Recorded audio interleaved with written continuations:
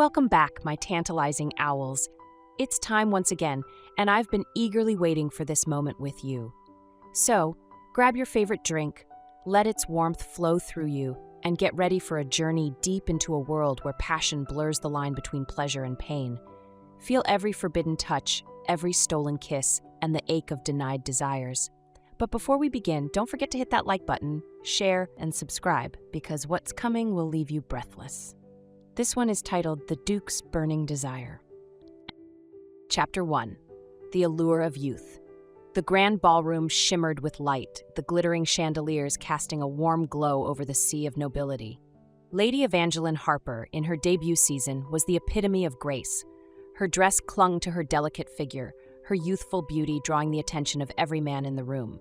She was untouchable, her innocence shining like a beacon. But from the shadows, Duke Adrian Wentworth watched her. His heart raced, and his body ached with a desire he had not felt in years. He was 36, far beyond the age of her eager young suitors, yet the fire inside him was undeniable. His wealth, his power, his reputation, all of it paled in comparison to the way she made him feel. He had to have her. Chapter 2. The First Touch. A few weeks after the ball, Evangeline found herself in the Duke's estate. The invitation had been under the pretense of discussing her family's finances, but the Duke's intentions were clear from the moment she arrived.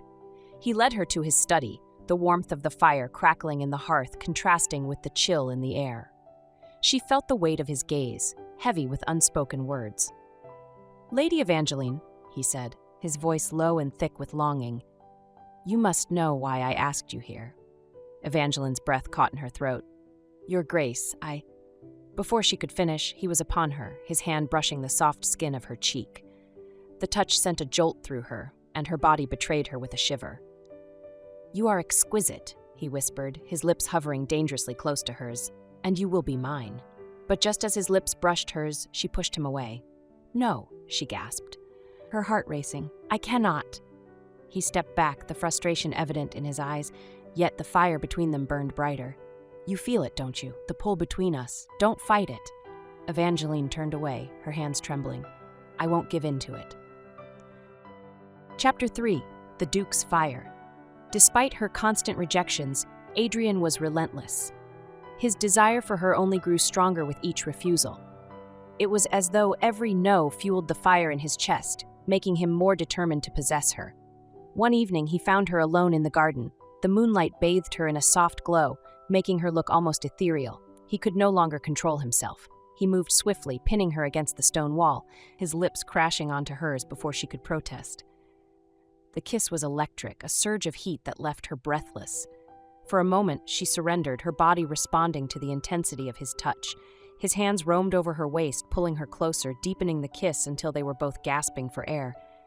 But then she tore herself away, her chest heaving, her heart pounding in her ears. "No," she cried, her voice shaky. "This is wrong." "Is it?" he rasped, his own breath ragged. "You're shaking because you want me. Admit it, Evangeline. You feel this as much as I do." She shook her head, tears welling in her eyes. "I want love, Your Grace, not just passion. I want someone who can give me a future, not just fleeting desire."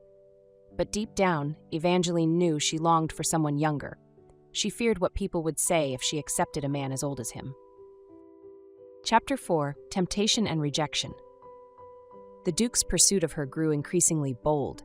Every time they were near each other, he sought her touch, his passion raw and insatiable. He would corner her at parties, brushing his lips against her neck without a care for who might be watching, his breath warm and heavy against her skin.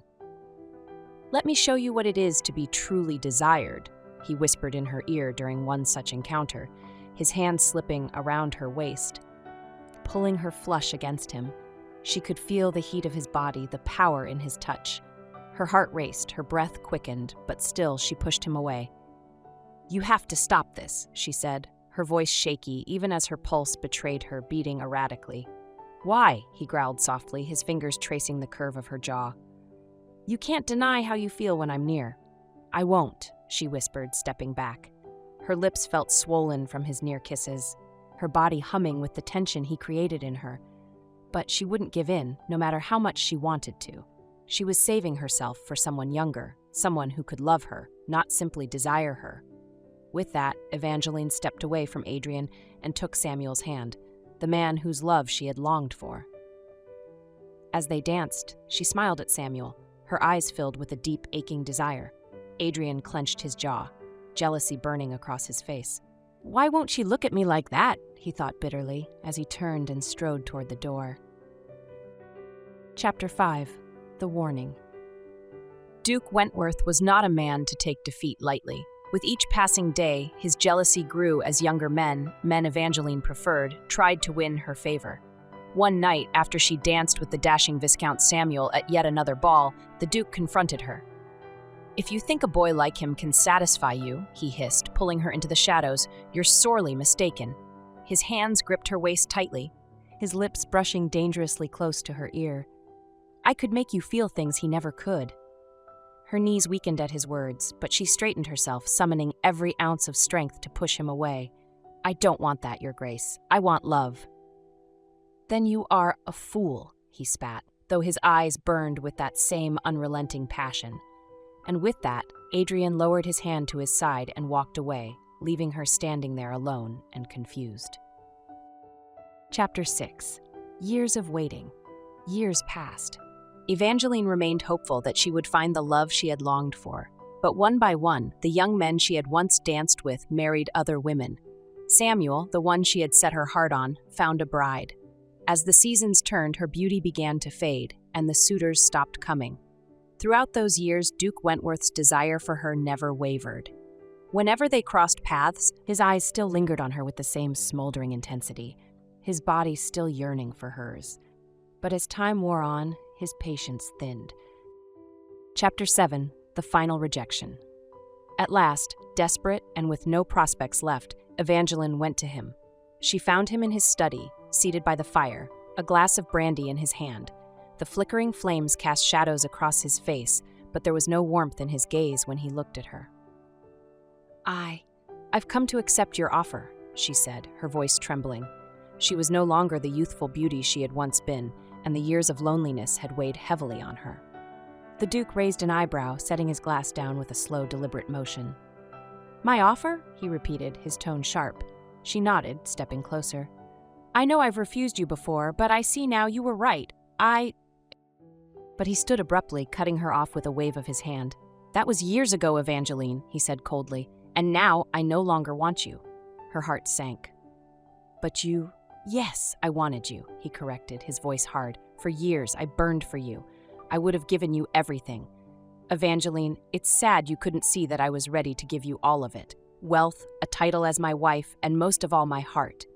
But you rejected me, time and time again." "But Your Grace, I was waiting for love," she whispered, tears welling in her eyes. "And now," he said, his voice laced with bitterness, "now you come to me when no one else will have you? You think I'll take you now, when all that fire between us has turned to ash?" She reached for him, but he stepped back, his face set in stone. "You should have taken what I offered when you had the chance." Now that Evangeline has laid bare her desire for the Duke, will he succumb to the heat between them and claim her as his bride? Or will they be torn apart by fate?